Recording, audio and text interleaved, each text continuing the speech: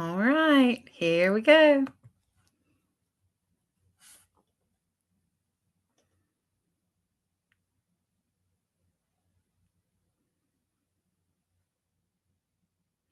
Welcome, everyone. Welcome. Thank you for joining us today for virtual lesson number 3 of the Mississippi Farm to ECE Institute. Happy y'all are here.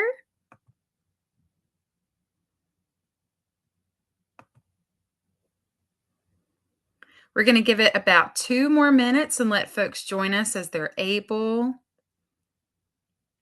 And then we'll get started at about 3:04. Today is the Mississippi Farm to ECE Institute's virtual lesson number 3, engaging your community in your Farm to ECE program. We have our amazing panelists with us, Angel Pilcher, Sylvia Lantern, and Phyllis Sanford. I'm excited to introduce those folks a bit later when we get our questions started. So far, we've got 14 folks on the call. Thank you all so much for being here. We're going to give it 1 more minute for folks to join. And just a reminder to everybody, we do ask that everyone participate in the survey. It's a real quick kind of attendance survey at the end of the presentation. We'll have that shared with y'all in order for you to get your certificates. We are planning on meeting for an hour and a half today. I do not plan to keep you any longer than that. After that, I'll send out notes and I'll send out slides and I'll send out certificates of attendance. All right, friends, it looks like our room is slowing down, which is great. Love to see it. All right. So we're going to go ahead and get started. Again, welcome to the Mississippi Farm to School Networks and the Mississippi Farm to ECE Coalition's virtual lesson number 3. This is part of our Farm to ECE Institute, in which we open up trainings for everyone developed for Mississippians. But, you know, we've got folks as far as Connecticut that have signed up to attend this series, so that's pretty exciting. All right, friends, you should be seeing a screen shortly that says Welcome Institute Students. My computer is moving a little slow, so we'll get there as soon as we can.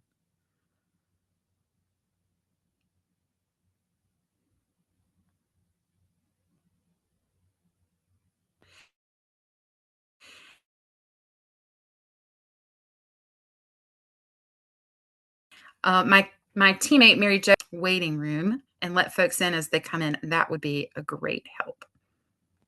Absolutely. All right, y'all, I'm trying to pull up this Canva for you, but it is slow going.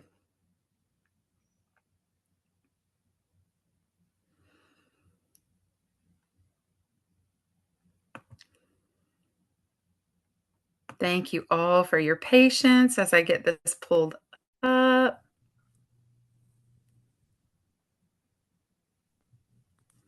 We're going to be talking about the importance of community engagement in farm to ECE spaces today. And just a few housekeeping things. If you could, please keep yourself on mute unless you are contributing to the conversation or you are asking questions.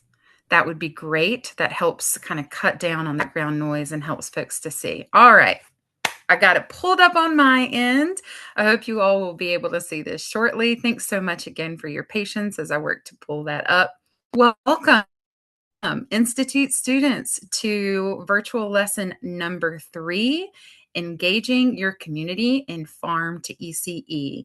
This is a really recent photo that you see here, one of the students at Clen Head Start during a harvest that they have. So we're really excited to learn more about their work at Clen. Our today we'll get to know each other, and shortly we'll do a community shout out.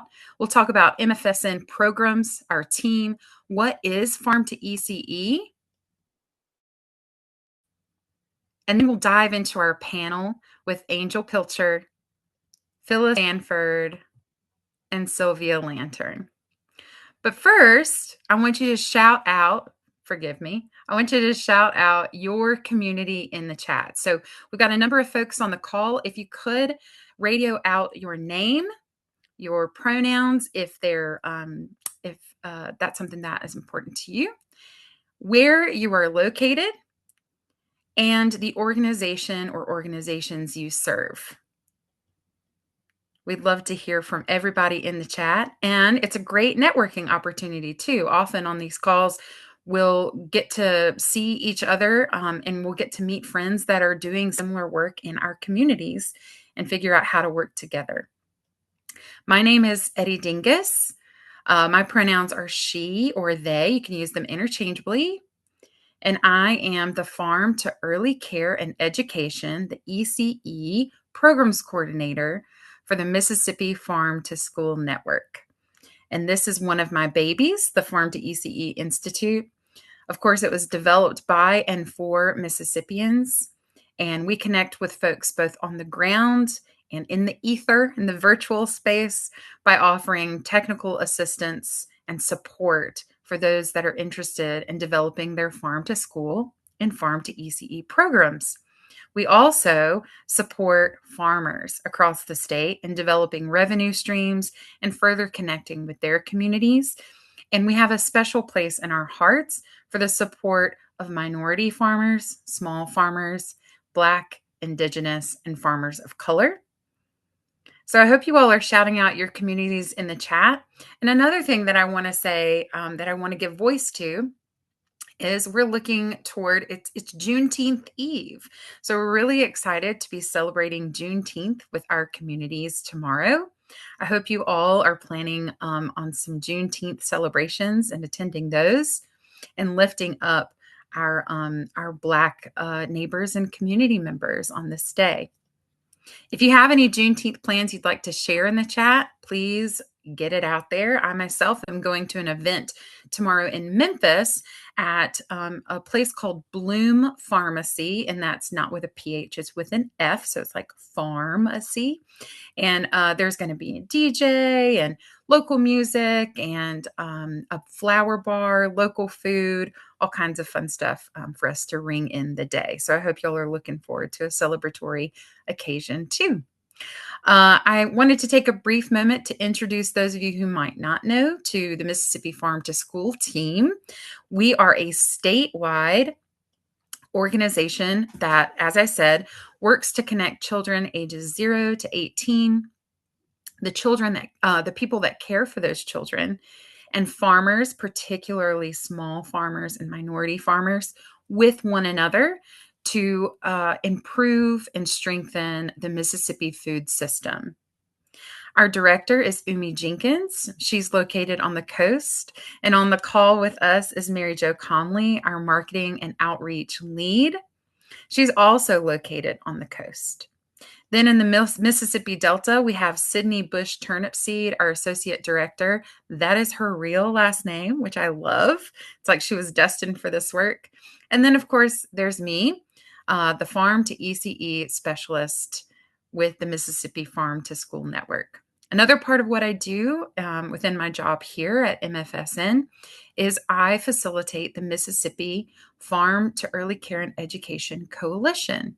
So if you find yourself being drawn to Farm to ECE work and are interested in supporting Farm to ECE work at the state level or within your communities, let me know. Hit me up. I'd love to hear from you, and I'd love for you to join the coalition and work toward a stronger Farm to ECE movement in the state with us.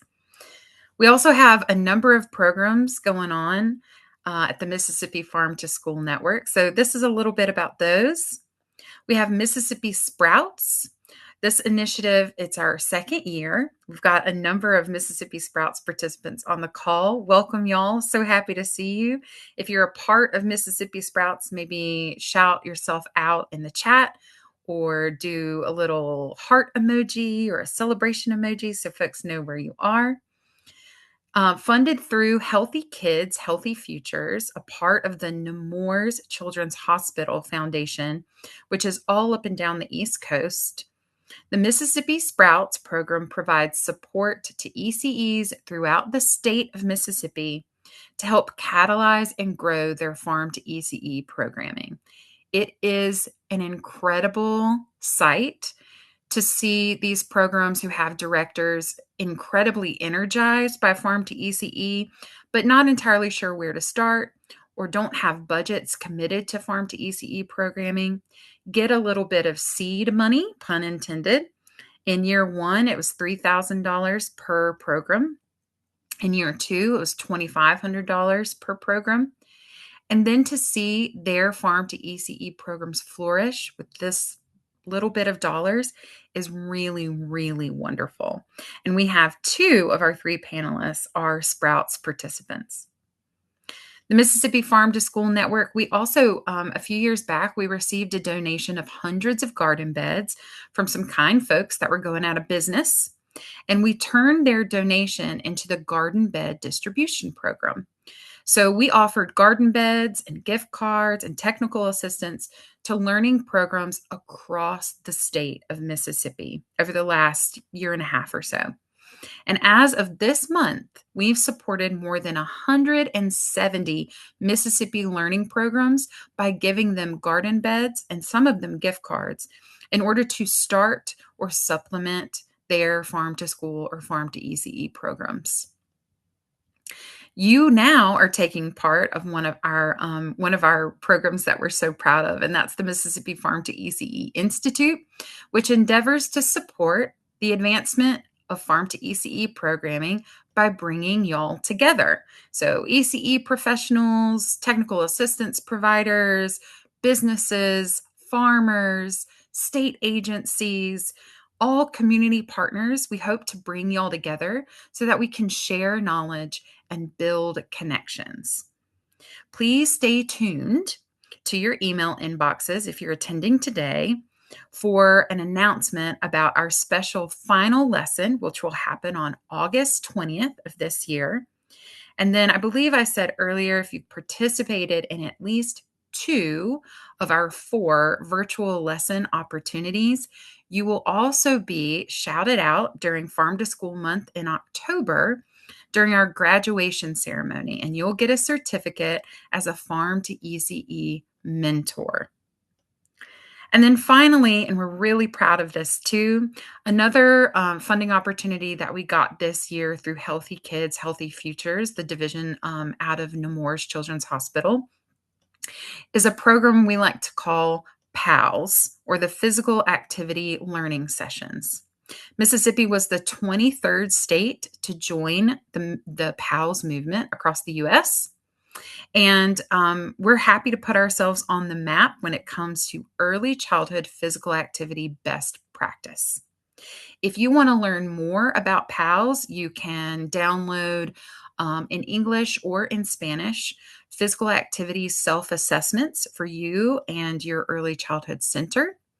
You can find early childhood physical activity policy templates, and you can schedule trainings for your staff, for you and your staff, on our website at mississippifarmtoschool.org/early-childcare. Now, when I send this out in email format, a little pro tip is when you see an underlined part of our PowerPoint slides, that is a hyperlink. So right here where it says mississippifarmtoschool.org, you can click that and learn more about PALS and much of our ECE program. So what is Farm to Early Care and Education? This is borrowed from our good friends and partners at the Policy Equity Group. They put together a Farm to ECE metrics guide, and I think it's a really clean, clarified definition of what Farm to ECE is. It increases access to local foods, edible gardens, and food and agriculture education for our youngest learners. And usually, how we define youngest learners is 0 to 5. Some states it's 0 to 3, but we like to think of it as 0 to 5. Farm to ECE enhances the quality of educational experiences in all types of ECE settings, with benefits that parallel the goals and priorities of the ECE community. So often you can integrate Farm to ECE into your standing curriculum. Just last year, National Head Start announced that they would be really focusing on Farm to ECE integration in all Head Start sites. And that's because Farm to ECE is a natural accompaniment to Head Start's standing curriculum. And a lot of that is because Farm to ECE places an emphasis on experiential learning opportunities, which basically just means getting kids outside, or getting kids to have their hands in the dirt, or getting kids to know what the top of a carrot looks like, or how to chop up a carrot for a snack. This is all really stellar hands-on learning and great for little brains. It's also an excellent motivator for parent and community engagement events, as well as a wonderful proponent of lifelong health and wellness, not only for the young children that we're serving now and in their futures, but for their families and their caregivers. So thank you all for being champions of this work. We love to see you here. So there are lots of different inroads, is what I like to say, to making Farm to ECE happen. And you don't have to do all of them in order to have a wonderful program. But we do talk about these core elements and how these core elements work together. So maybe your inroad is nutrition and food education. Maybe you've got posters up in your cafeteria or in your classroom, and they've got these vibrant photos of growing local produce. Or maybe you have a little garden outside and your kids walk by and they're able to see things growing in real time. Or maybe you have an educator like they do down at Global Connections Learning Center in Jackson, Mississippi. One of their caregivers, Miss Laramie, she will take new foods and walk through the center while eating those foods and modeling, enjoying these new, fresh, local foods to the children. Maybe it looks like that. Maybe you're an incredible champion of what we call procurement, which is just a fancy word for how you're getting local food on the table in front of your kids. How are you incorporating local food into your program's mealtime, right? Maybe you're doing a great job getting local food in front of kids during lunch or snack. A really popular inroad, of course, is school gardens. Lots and lots of folks do school gardening, and it's becoming more and more popular. But as you'll hear from our panelists today, sometimes it's tough to sustain, right? So we need to call on others in order to help us maintain and sustain those school gardens.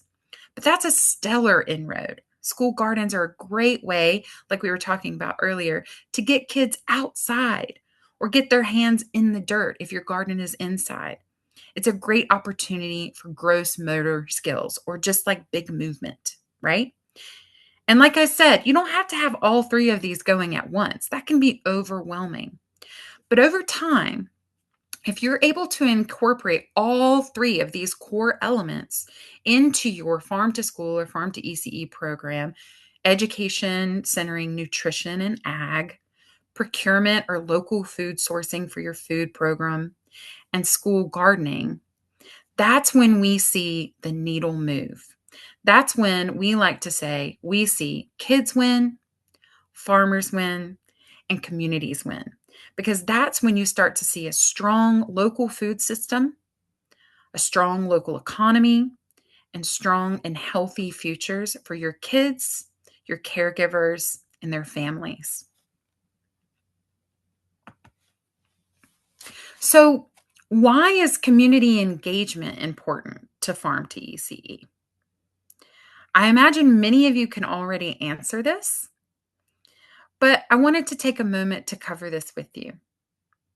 Community engagement is essential for Farm to ECE programs because it ensures that food sourcing, gardening, and education are culturally responsive. So let's say you live in an area where one of our partners, they have 8 Head Starts located on the Mississippi Band of Choctaw Indians Reservation. If we went in there and we had a Farm to ECE program that didn't take into account that many of these families are Choctaw and have their own cultural practices, indigenous cooking practices, indigenous plants and recipes, the kids wouldn't be nearly as connected with their community as they grew than if they had elders coming in and helping them understand, oh, this is how we garden in the Choctaw culture, right? So it helps your program become more culturally responsive. It's also economically beneficial to the local area, getting folks involved. Maybe you don't need thousands of dollars to sustain your program because you know somebody down at the local nursery. And when they have some, plants that maybe have seen slightly better days, they'll give them to you at a discount or they'll give them to you for free. And of course, it ensures that Farm to ECE programs are supported by families. If your Farm to ECE program is happening at your center and it's thriving among your students, that's amazing.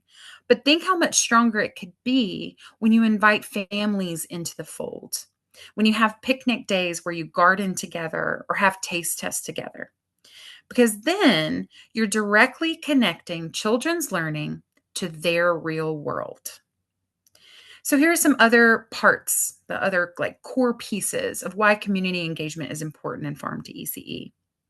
One, family health and dietary habits. So when you're engaging families, that means you're helping them to create healthy habits and nutrition education that's taught in the classroom. You're helping to extend that into the home. And then children become the catalyst for healthier eating among their entire family. 2, local economic growth. This is a big part of what the Mississippi Farm to School Network does. We connect childcare providers directly with local farmers, ranchers, food hubs, food markets, and that keeps food dollars in the local economy. And it establishes a reliable, consistent market for local ag, or like we used to say, or like we like to say, a strong food system. 3, cultural relevance and equity. When you collaborate with the community, you're ensuring that the foods sourced and taught reflect the backgrounds, traditions, and dietary needs of the children you serve. And that is such a beautiful thing to give to your kids. It's called place-based education. And when children are learning about the place that they live in through foods and cultural lessons, then they fall even more in love with that place and support that place as they grow older. And then finally, program sustainability. When you have community buy-in, this helps you overcome logistical and financial hurdles. It does take a little effort for sure, but that effort results in the building of a network of volunteers, donors, and advocates who can help you sustain your Farm to ECE program for years to come. Here's something that we really like to lift up. This is a brainchild of my colleague, Mary Jo Conley, who's on the call. and really such an amazing resource. And we're actually in development of an even more immersive Mississippi Farms map. But today, what you can do is you can take out your smartphone if you have a smartphone, and you can jump on here by pulling out your camera app and scanning this QR code. Once you have it in your camera sites, you should get a little yellow link in your camera sort of viewfinder. You'll click that yellow link and it will immediately take you to this Mississippi Farms map where you should be able to find a farmer, a farmer's market, or even a food hub near you. And that is a great start when you're connecting with your community in your area, is to ask a farmer, maybe not in the summer when they're super busy, but on the slower seasons, like in the winter, you could ask a farmer, hey, do you want to come and visit the kids? They would love to meet you. I was just talking with Angel earlier. When we're kids, when I was a kid, I thought Old MacDonald was an older white man, right? That's who I imagined a farmer to be. But I've met Black woman farmers. I've met Choctaw male farmers. I've met disabled farmers. I've met young farmers.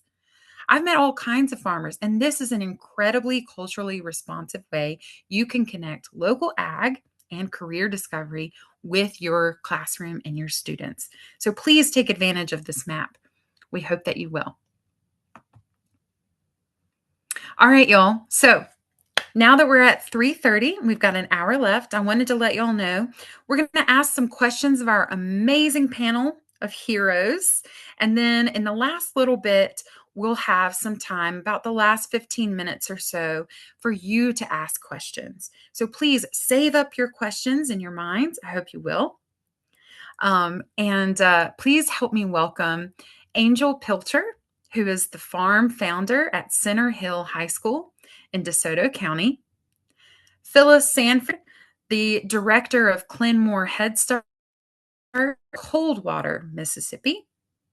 And Sylvia Lantern, the director of Crenshaw Head Start in Crenshaw, Mississippi. Welcome, y'all. So happy that you're here.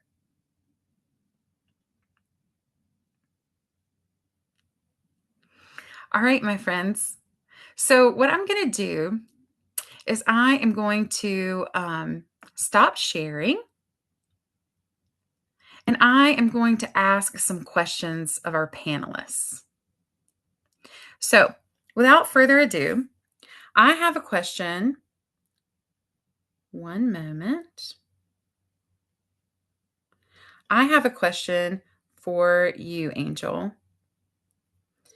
And my question is, can you tell me a little bit about what you imagine are the most significant parts of your farm to school program at Center Hill? Well, that is a very broad question. So significant parts, I would say, because this is high school, mainly to connect them to where their food comes from. Because, honestly, they do some things from elementary. I know because we do a lot of the tours for the elementary school kids, and then it's almost like it just stops and they don't hear anything about it again ever until maybe they're like adults. It's like there's this huge gap in learning. So I really think it's important for them. But I mean, okay, all right, let me stop. It meets so many different boxes, right? So you've got the differentiated learning. Okay, so you've got your hands on, they get to go out and they get to pick it, they get to smell it, they get to taste it, they get to cook it. It teaches across the curriculum. So you've got, your science and you've got your math. There's a whole lot of math that goes into it, even into English and art. I mean, you can really expand. But that connection of where it just all connects together. One of the things that I tell my students a lot in nutrition and wellness and resource management, those are the two FCS classes that I teach, is that the things that you're learning in these classes, you're going to use every single day. So I'm not one of those teachers that's going to be teaching you things that you can say, when am I ever going to use this? This is a waste of my time. I mean, every single thing we do in both of those classes or things that they're going to use every single day, with the decision making. And so I like to tie my two classes to the farm, and it's very easily done.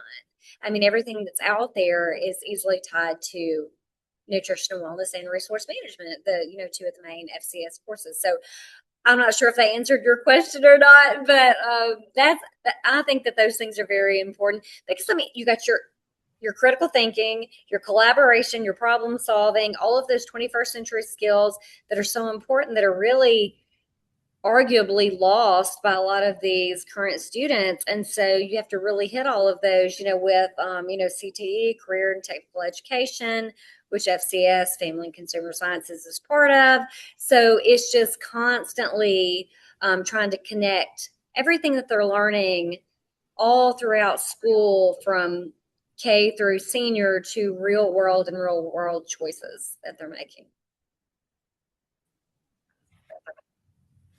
Yeah, and what you're saying too, is I know that you generally are working with high school students in your program, um, but those high school students were once little ones, right? And so to be able to extend, right? I imagine a world in which we have farm to ECE programs in most early child care centers.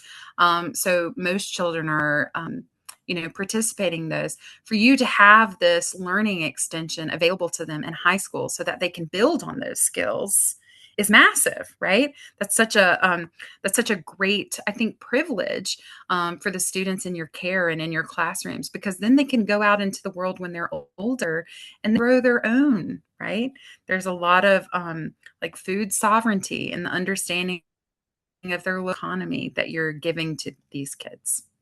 Right. Yeah. And piggybacking on that, we talk about that a lot. I want my students to feel like they have that where they can take care of themselves. They can take care of their families. They don't have to depend on the supply chain or depend on anybody else. Now, of course, it's a lot, and it's a lot of work, and I like for them to see that. And so that's why we have the school farm. They go out and they're like, "You mean you do this every day?" I mean, it's a lot of work, and it is, but they have a whole new appreciation of how things are grown. The entire process, the whole logistical process of from beginning to end.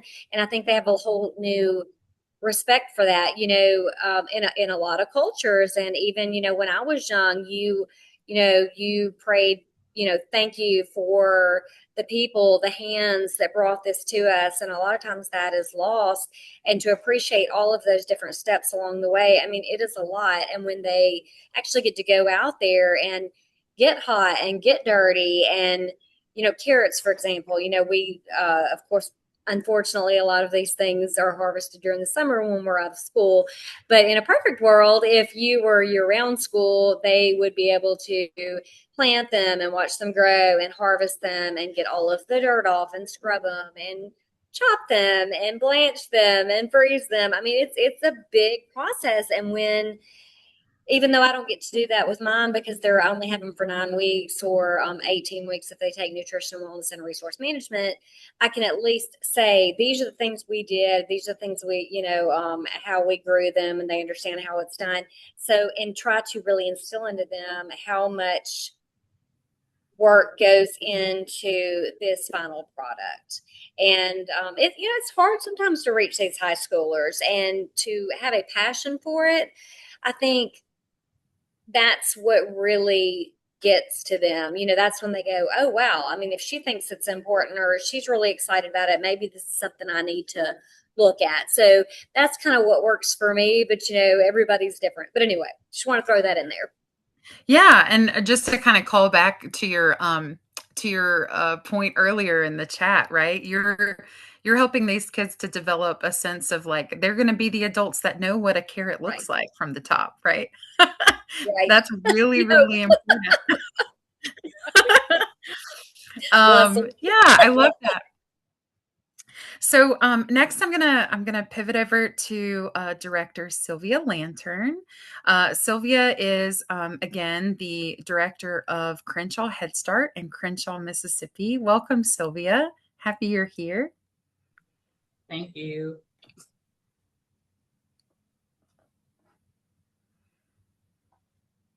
Can you hear us okay?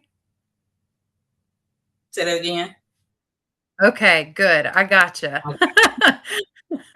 I hear you now, loud and clear. All right, so I have a question for you, Director Lantern. So, what are some low cost, beginner friendly ways that you've gotten the community involved in your Farm to ECE program? Well, we had some of the local business like Lowe's donated some seeds. Um, Also, some farmers, for donate items as well for the children. We started for us with the garden beds, for with the kids, and when I tell you, awesome, truly awesome. Can you yeah, I mean, I'm super lucky because I've been to each of the sites that we have showcased today here on our panel.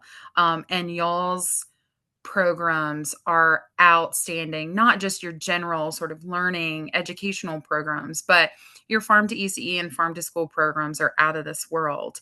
Can you tell me a little bit about how you have gotten in touch with local officials and business owners to invite them to your programs events?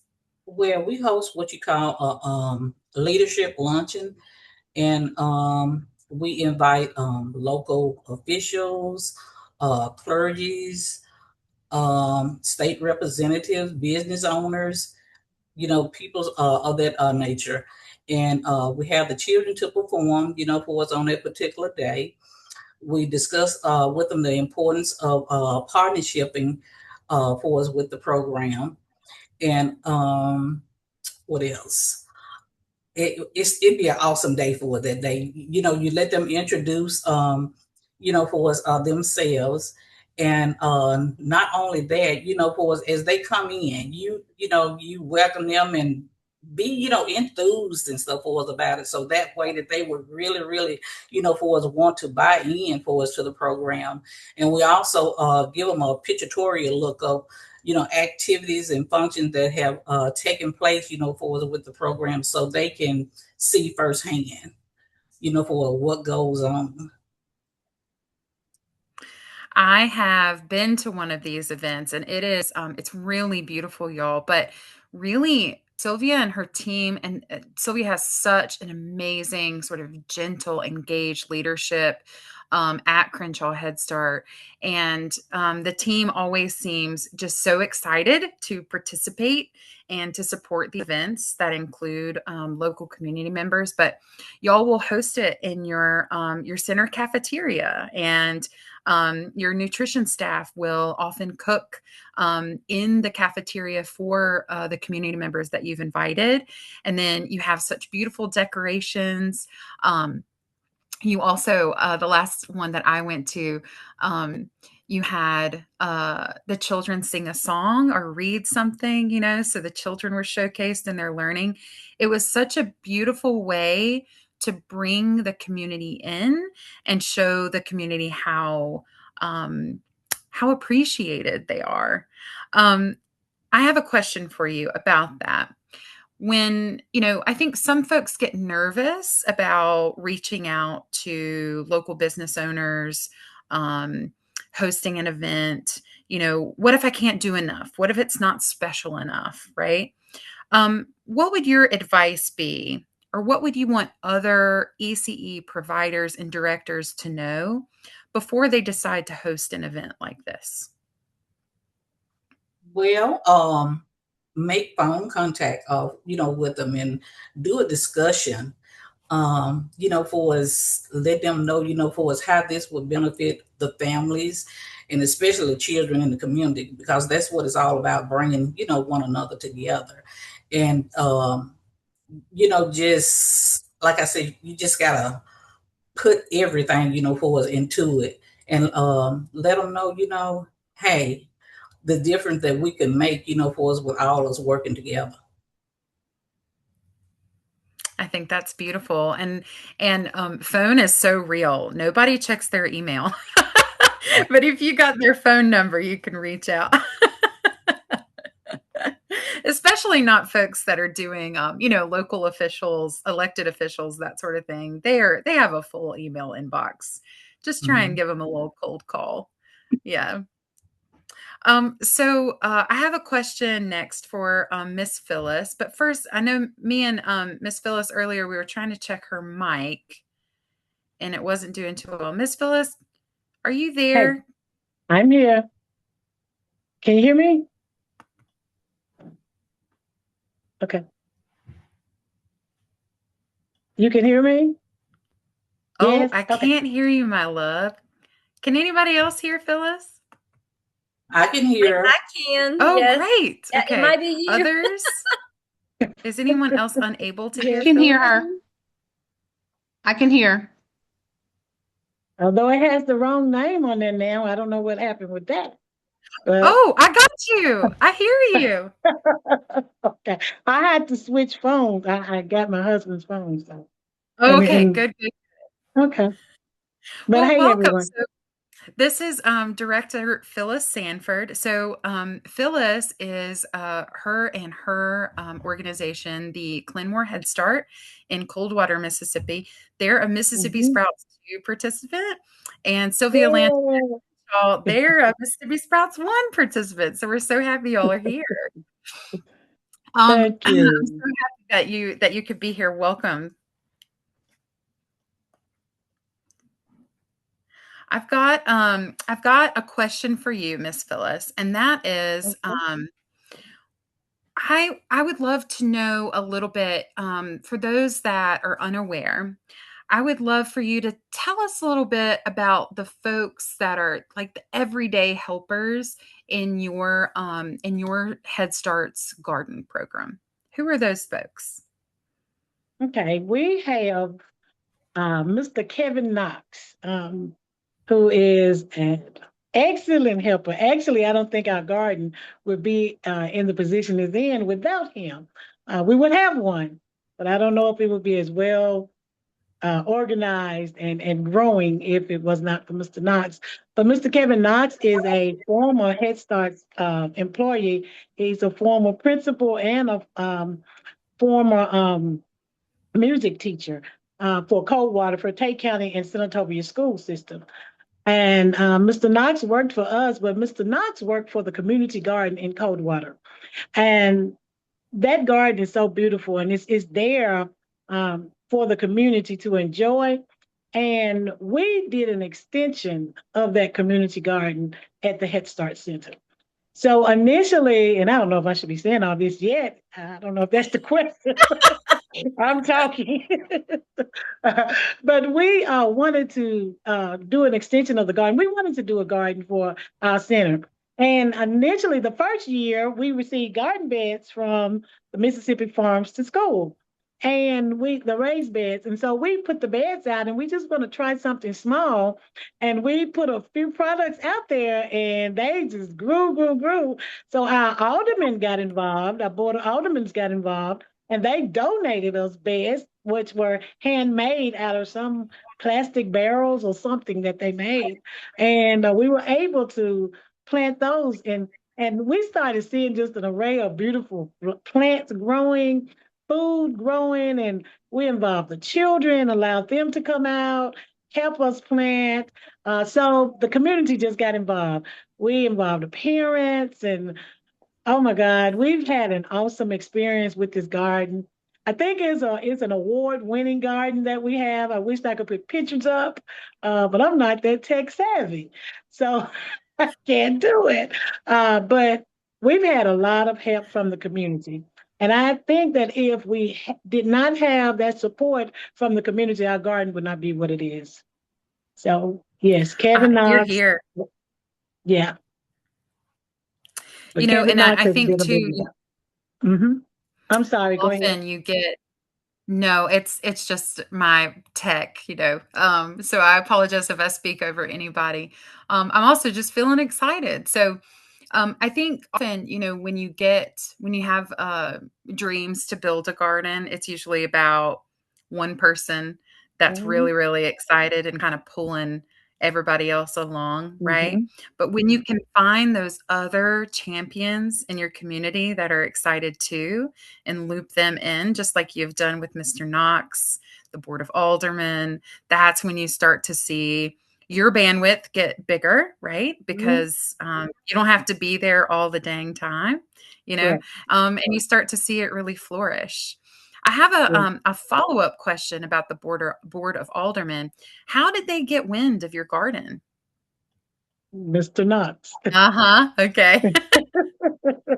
So Mr. Knox talked to them. I think they have parts of the donated. I think they donated the property for the community garden, and therefore, I mean, I think the conversation was had during that time, and so that happened. And also, not only did the board of aldermen get involved from the Knox, also Mrs. Knox um, referred us to the Homestead Nursery, and which is also in Coldwater, which been there all the time, but I had no knowledge of it, but just the partnering. The Knoxes got us introduced to the Homestead Nursery. The Homestead Nursery began to donate us plants, allow our children to come over for field trips, took them through the nursery, sent them home with plants. And I mean, it has been a great partnership with them also. So the Knox has been my big influence in this whole process. Yeah, Oh, what a yeah, testament to, you yeah. know, it takes champions of all kinds, right? Mhm. And for Yes, y'all to have connected one another really, I think was like kismet, right? It just keeps it's the gift that keeps on giving. it Uh, keeps on giving. that's right. So I Mhm. have a question for Angel. Angel at Center Hill High School in DeSoto, the farm founder there. Angel, could you I really want to sing your praises because you are a state renowned educator. I know you're very humble and you will be like, oh, pshaw. But you're a well-known educator in the state of Mississippi, and your farm program has been celebrated, as well as much of your work has been celebrated, not just in the state, but also across the US. Can you tell us where you found opportunities to showcase your farm program? Like get the word out, let people know. How do they know to celebrate you? Well, I feel like the first thing we did was with RCU, which is the Research and Curriculum Unit for Mississippi State University. I work with them as well. They, of course, social media, they love to do that. I like to brag on my kids, so I sent them to, send pictures to everybody. Um, I sent it to Mother Earth News. I sent pictures of our soil garden. Well, they ended up publishing part of that in, just a small little place. But I will send it to Southern Living. I will send it to Mississippi Magazine. I'm just sending it out to everybody. And it just kind of ended up, popping up in different places. Then I ended up working with Soil and Water Conservation. Of course, they were huge supporters, and I ended up getting, the Teacher of the Year for that just because I applied for it. And I even told my students, I'm like, okay, don't think I'm bragging on myself because I'm probably the only person that applied. So I didn't really have any competition, but you can do that. And I also train teachers. During the summer, I have a methods program that they have to take for licensure requirements. But I tell them, just put it all out there and something's going to pick up. So you just, especially with social media now and with the internet, it's so easy. Just send it out to everybody and you will not believe who will end up picking it up and, publishing it or, magazines that, I think we were on the cover of Farm and Country magazine. I think maybe last fall. We've been in Connections Magazine, which is through RCU, which is, again, the Research and Curriculum Unit for Mississippi State University. We've been in there a couple times. I've done local newspapers. The Byhalia Garden Club has come. They're, in Marshall County right next to us. Trying to think what else we have done. there are just different programs all over, and I love it because it started out small, and it's, which is interesting because up north and other places, everybody has a school garden. And my students at Center High School, they think that every high school has one. And I'm like, as far as I know, we're the only high school in the state of Mississippi that even has one. And they're like, what? Yeah, we were talking to Lewisburg the other day, and they're like, you don't have a, school garden like we do. And I think that's great. I'm like, we have really got to promote this in the state of Mississippi, because we have like the almost perfect, growing climate for food. We should not be pulling everything from California or even Mexico and other places because we can grow so much here. But that's probably what I do. I just throw it all out there and see what sticks. Here, here. So I've got two follow-up questions for you. One is, how do you make time for this? How do you make time for getting it all out there and getting the photos and putting together Well, quick little blurbs about what y'all are doing? okay, so I do teach high school, 9th through 12th. We have 95-minute classes, so we're on block schedule. My students absolutely love to be on the other side of the camera. They want this to be on social media. They think it's great. So it's almost an incentive to have them work harder because they're like, oh, well, we're going to be on social media. Well, of course, they don't say social media, but we're going to be on Snapchat. Where are we going to be? And they work harder and harder. And I have gotten some wonderful pictures all because I'm like, hey, will y'all do me a favor and go pull up all of those sweet potatoes over there? They're like, are you going to put us on, we're going to be all in the newspaper? I'm like, yeah, you probably will. I said, people really love to see stuff like this. They're just working those sweet potatoes and just holding them up and making faces and all kinds of stuff. So it's almost, it just kind of happens by itself. And they love it, and it's an incentive. So then, you end up with contacts, of course, you are a fabulous contact. Y'all are a wonderful resource.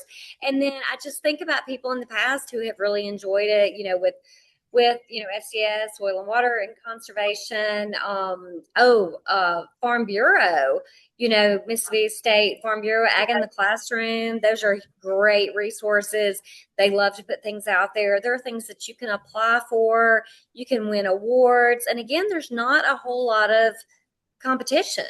You would think more and more people, to me, it's an obvious answer, but not everybody thinks like we do. So it's really great for this program because we can make it so big and so much better because we don't have a whole lot of people competing against us. So, and it's like you said earlier, it's a win-win for the students, the farmers, the community. I mean, it's a great opportunity.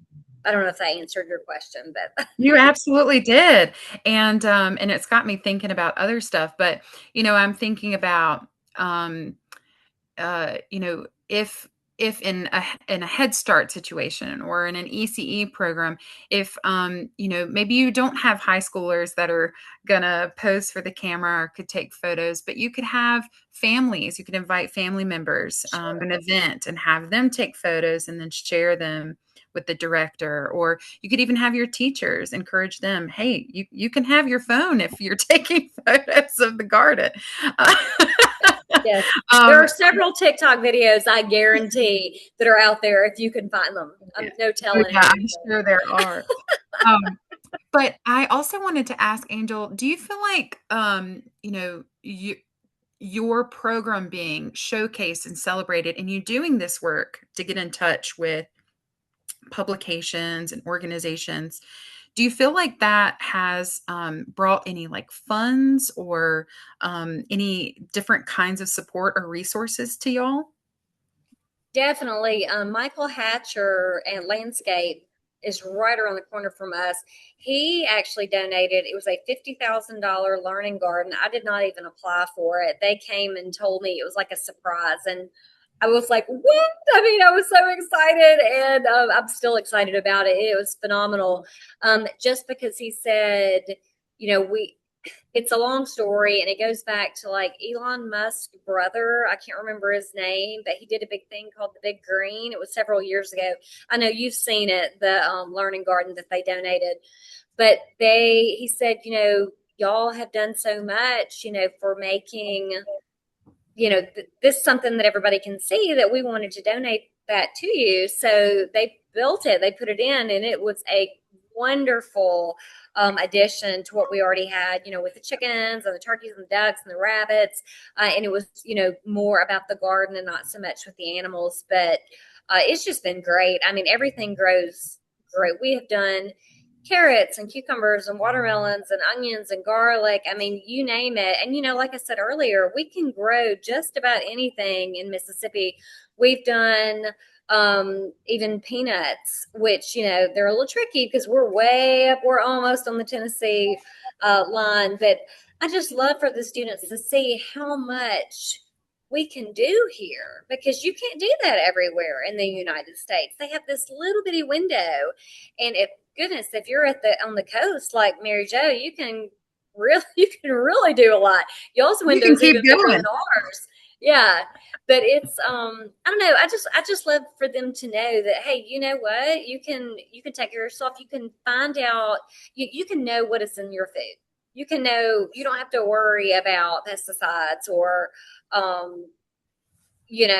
different things that happen during the whole production phase. If it's right there, like farm to school, so you've got farm to plate and it's right there and the kids can go out. They learn so much from that hands-on, and they'll tell you that, because I'll ask them, how do you think you learn best? And of course they all have their, different learning styles, which we all know, but most of them, if not all of them, are going to say they learn best from doing, or they learn from doing. They're going to That's remember that. so true. And that's true at any age, right? That experiential learning piece is so important. Even for me, as someone who, if I have the chance to like listen or do, I want to do every time until I get it right. Right. So, and that starts in early and keeps going. Thank you so much for that. All right. So, I have a question for Sylvia. Sylvia Lantern at Crenshaw Head Start. Um, Now, Sylvia, you have done something that you did is you were really excited in 2025 to have a cooking class, a kind of resurgence of a class you'd had in the past. Can you tell us a little bit about why you wanted that cooking class at Crenshaw, and how you engaged families in that cooking class? Oh, that was an awesome class. Um, I had wanted to bring it here because it was such a success in the formal area where I was when I was in Quitman County. Um, that's when we had just got started for us with the farm Mississippi Farm for School partnership. So that cooking class was done through the Mississippi Extension Office, and it was an 8 week class. And each week we did different healthy recipes, for us engaging of healthy ways to prepare meals.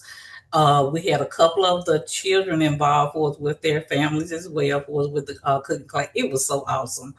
But and at the end of the 8 week class, everybody graduated with a certificate and box of different supplies and stuff was like that. At the end of each week cooking class, you got a chance to take home food items. So the meal that was prepared that particular night that we did the cooking class, you was able to prepare that same recipe meal for your family at home. It was awesome. I got the opportunity to participate in that class with y'all, and it was so stellar to see folks like learning about, why is whole grain important, right? Or how they could cut down on the fat content but still make something really, really delicious, which, I think is relevant to all of us and what we're doing at home. Now, I happen to know that these classes are free through the Mississippi State Extension Service, and every county in Mississippi has an extension agent. So you can reach out. You can go on Google or whatever your search engine is, and you can check out the Mississippi State Extension Office directory. Also, when I send out the slides after today's panel, there will be a link to that directory. So if you just want to wait on that, you certainly can. I do happen to know that they had run out of the funds to provide the groceries. And so Sylvia, they used some of their funding through the Mississippi Sprouts program to be able to provide these food items to families. But what I wanted to encourage folks to do is during that class, Sylvia, we worked with Mississippi State Extension, the agent that taught that class, Miss Angie Crawford. We worked with her to figure out recipes that they could teach that included foods that were in season. And so you could go and purchase groceries or maybe even get them donated from local supermarkets to be able to provide participants if y'all wanted to do that in your programs. And that is such a great way to kind of thread the needle between, healthy learning, family engagement, and local food procurement, right? So Sylvia, have you seen, could you talk a little bit about if you've seen any like positive changes since doing that cooking class or since having your Farm to ECE program really getting up and off the ground? Have you seen any positive changes in children's eating habits? Oh, yes. And as they, for us, we also have the tasting party too. But flipping back to that cooking class for a moment, we also had Miss Christy Bland Miller along with her husband to interact with us on one of the nights of cooking class, and they brought their mobile food pantry out for us to tour as well. Miss Bland, I don't know if everybody is familiar with her or not, but she was recognized for the young Mississippi rice farmer down in this Delta area. But yeah, that was awesome. But now going back to the children, like I said, for us when we do the tasting party activities, they be thrilled to try new things that that they don't even see at home, and that's what teaches the children a lot of better eating habits, because they used to McDonald's, quick processed stuff. But for us incorporating it to them and introducing it to them and also to the parents too, because a lot of time when we have different type of activity functions, we do nutrition items as well, because children do what they see the parents do. So, yeah. That's right. Can you talk a little bit about, and this is my follow-up question because I'm thinking about some of the events that you've hosted. Can you talk a little bit about the picnic that you had for parents, where you had parents come, bring lunches, but then also participate in getting in gardening in your beds? What did that planning process look like? Well, we had that family garden and picnic day. It was an awesome turnout. I did not imagine that those many families, would attend. The Mississippi Extension, they was there as well. So they spoke, and you was there too, Miss Eddie. I spoke to the parents and gave them, helpful information for us pertaining for us with gardening. The parents and the children, they did gardening that particular day. They did picnic style for us. Everybody brought blankets, and we did this out on the playground for us. Once they finished gardening, we did, like I said, picnic style, for us having lunch. It was awesome too. Yeah.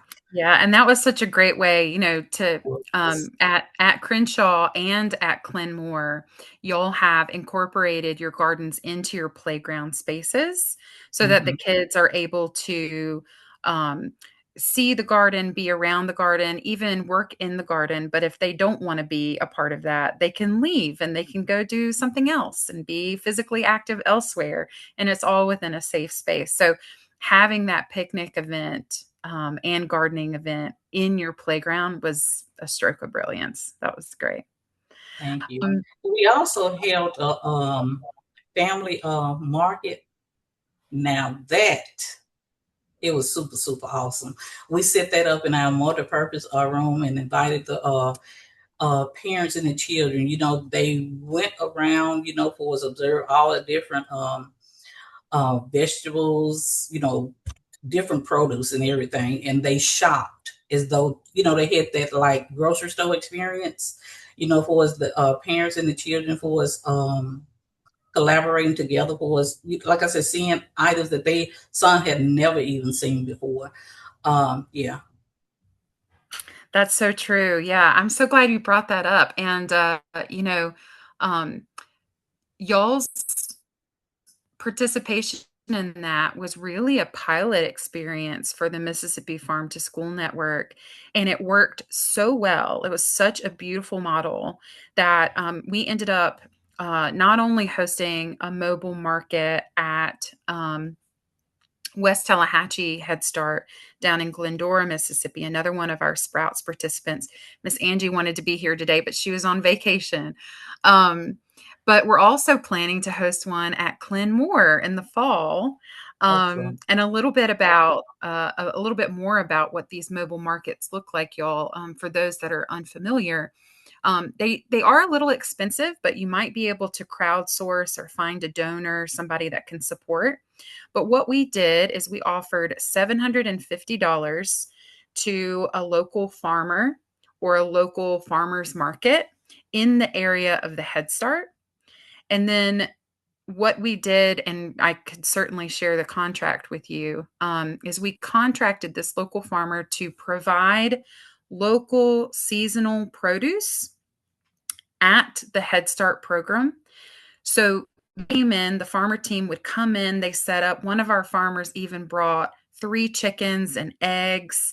At Crenshaw Head Start, we had local honey, and we set these items out at a low level so that the children could see all of these items. And then the center directors were in charge of inviting the families and just kind of handling the center side logistics. And then on the day of, the farmer came in with his team, set up the items. And then as the kids came in, class by class with their teachers, they would connect with their family members, the family members that were able to show up.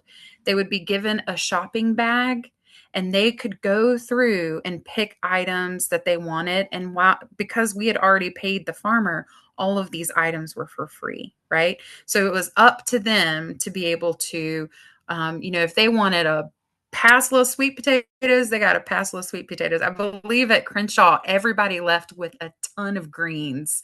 Do you remember that, Sylvia? They did. Yeah. Armfuls of greens. Yeah, that was great.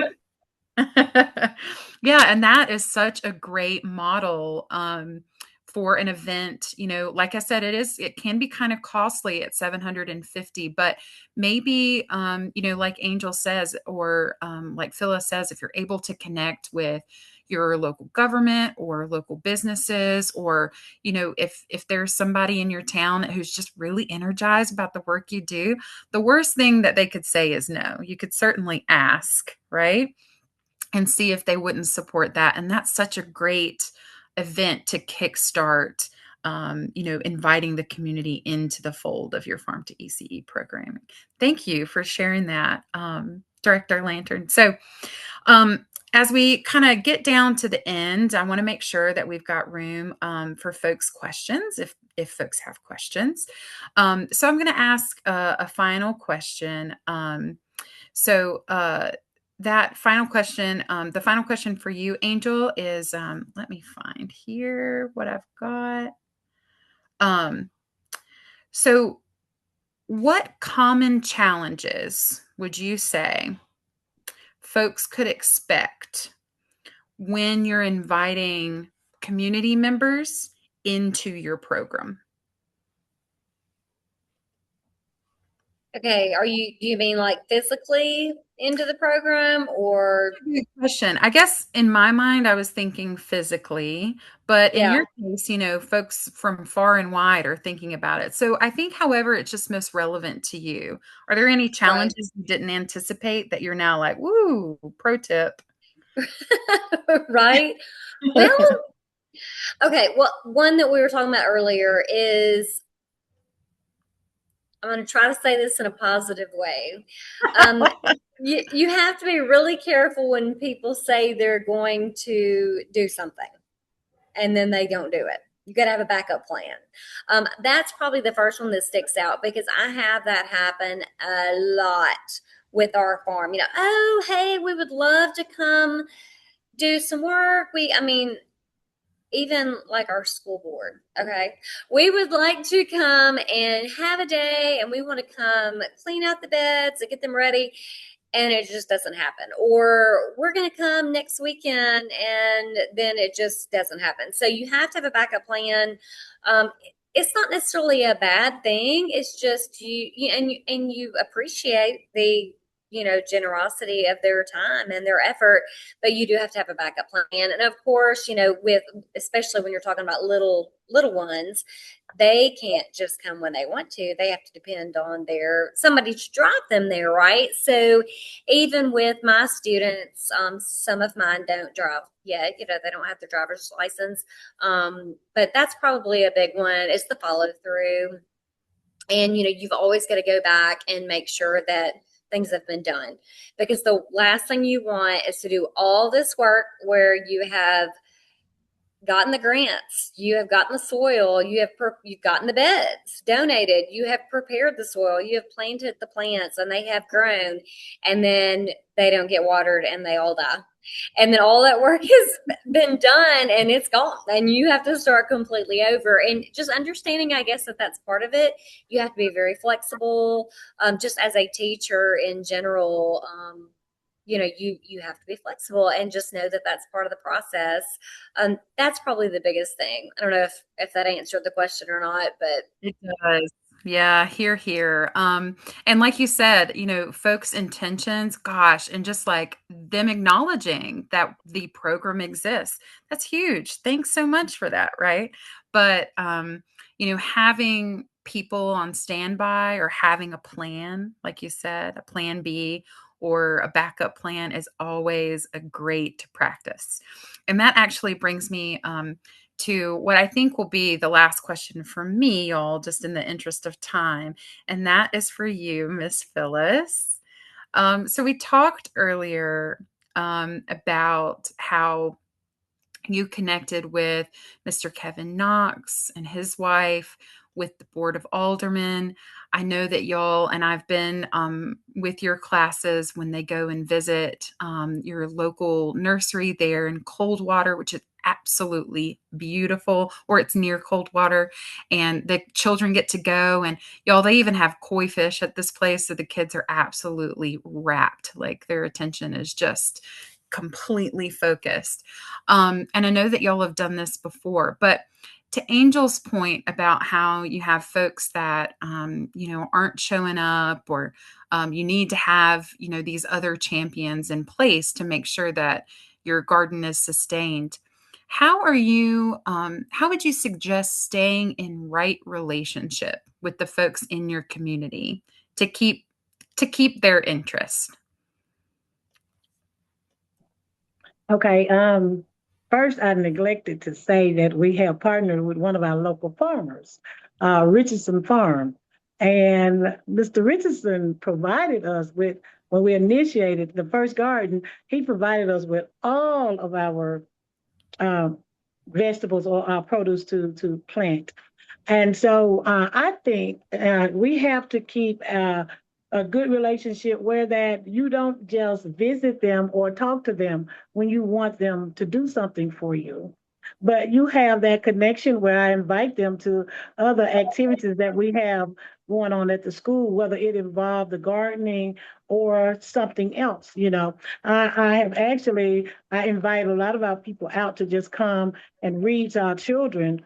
Um, so that gets them, getting them there and getting them interested in just what's going on, and to see the foundation that we're building for these children has been just phenomenal with our partners. Um, we have, so I think just staying connected with them. As Miss Lanter said, we do the community luncheon, the collaborative luncheon. And at that time, not only am I sharing what we're doing, but I'm also asking them the question, what do you have to offer us? What can you do for us in turn, that will help us to make sure that our children are getting the best of everything, the things that they need in order to be successful. So, and to help in the growth and development of those children. So I think just staying and being intentional and with your partners is what's going to sustain it all. Um, so, and I got to say this to all the ECEs, this garden has advanced the vocabulary of our children so much. I mean, you see the kids now, whenever you see, I have one that I had a straw, I was drinking out of a cup. And the child said, Miss Sanford, that's photosynthesis. And I'm like, huh? And she said, and initially I was thinking, how do you associate photosynthesis with the straw? And I thought about it when they were being explained to how the plants get water and how that, the sunlight and all that is coming. So it's been amazing how much they've learned. And I have to have bragging rights too, though. So thank you for changing my name. I'm back to It's me now. Okay, so um,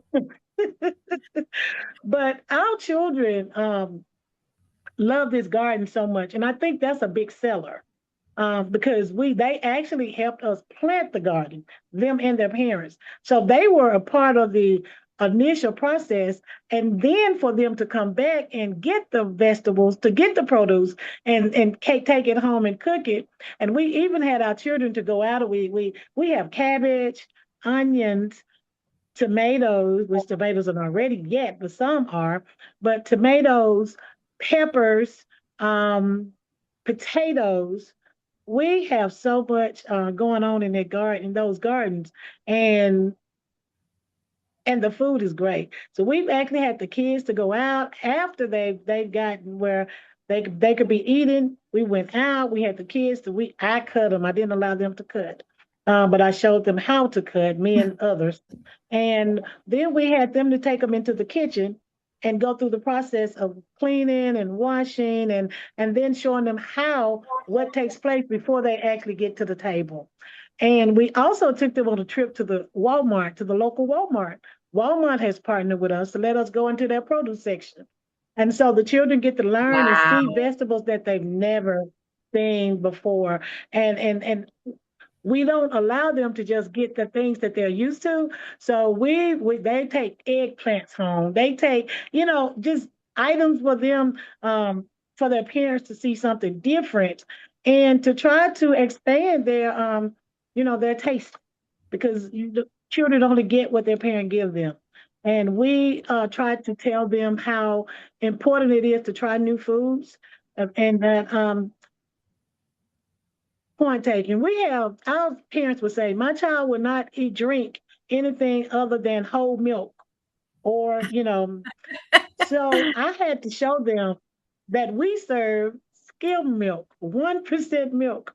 And the parents were shocked to know that their kids were drinking 1% milk. Mm-hmm. So, I mean, That's right. so it's a lot that we that Head Start is doing, and I'm sure is everything Miss Sylvia was saying. We're if we haven't done, we're getting ready to do.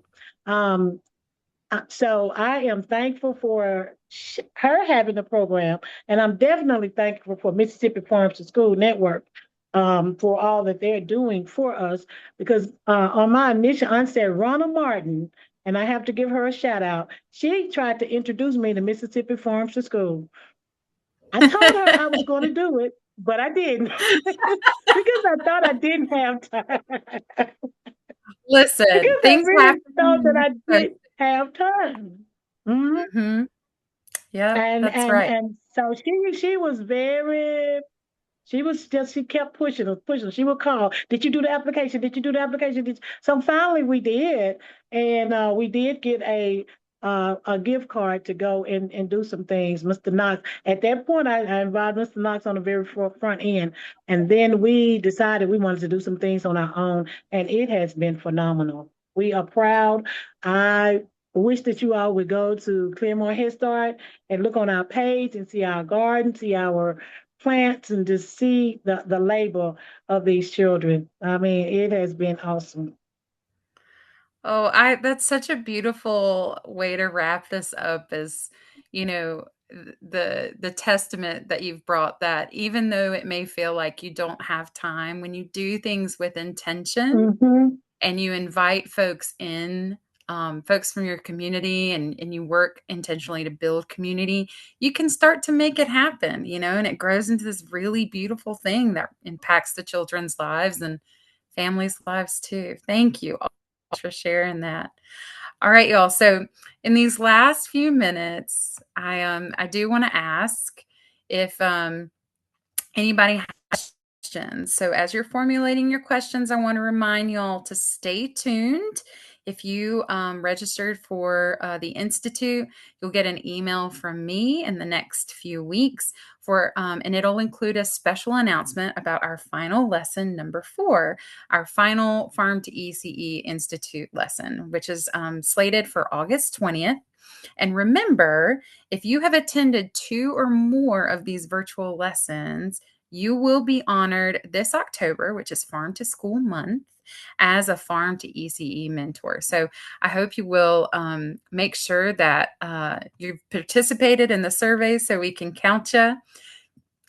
Here's a survey now if you want to take out your smartphone and um, uh, open up your camera app, scan this QR code, and go over to our survey. It should take you less than 5 minutes to fill it out. And that way you'll get your certificate for joining us today. And then now I want to just open the floor. Does anybody have any questions of our Farm to ECE and Farm to School heroes? Would anybody like to ask a question? You can come off mute or you can send it in the chat and I will ask. Sometimes I believe that silence is amazing. Thanks, Katie. I'm so glad you got to join us today.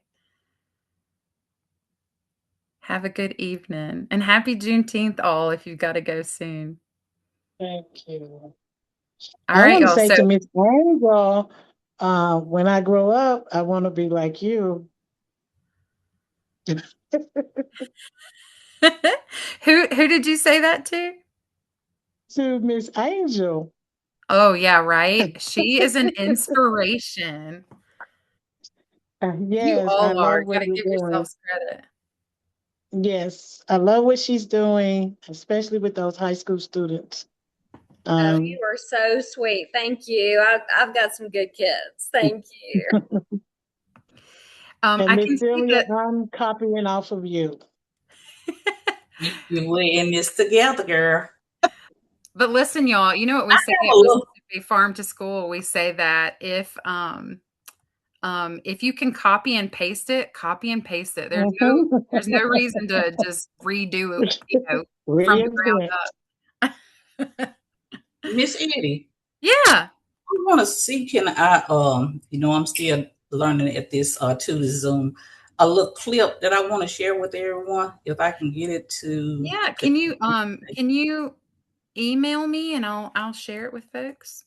Okay. I'm sending the survey link in the chat now, y'all. I can see that some folks don't have access to the survey link. If anybody would like to participate in the survey, make sure they get that certificate. It is in the chat now. And then I'll also follow up. Oh, sweet angel. I'll also follow up after this with the PowerPoint slides and a link to the survey. And then if anybody wants to get in touch with Angel, who really does have a lot of incredible experience to learn from, she's dropped her email in the chat. That's angel.pilcher@dcsms.org. Thanks, Angel, for that.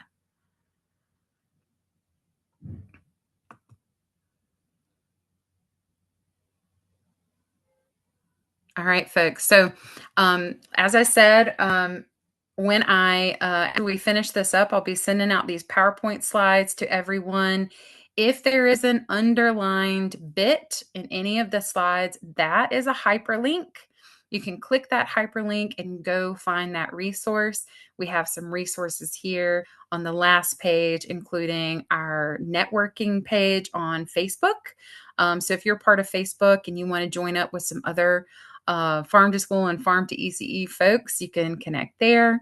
If you want to learn, who is your extension office, you can find their contact info by clicking the link here. And then we also have some ECE specific school menus that are CACFP aligned, if you want to check that out. And we've got cycle menus. If you just want to hit me up and ask me a question or follow us on social media, that's there on the right, my email and those links. Sylvia, did you get that over to me? I'm gonna look and see.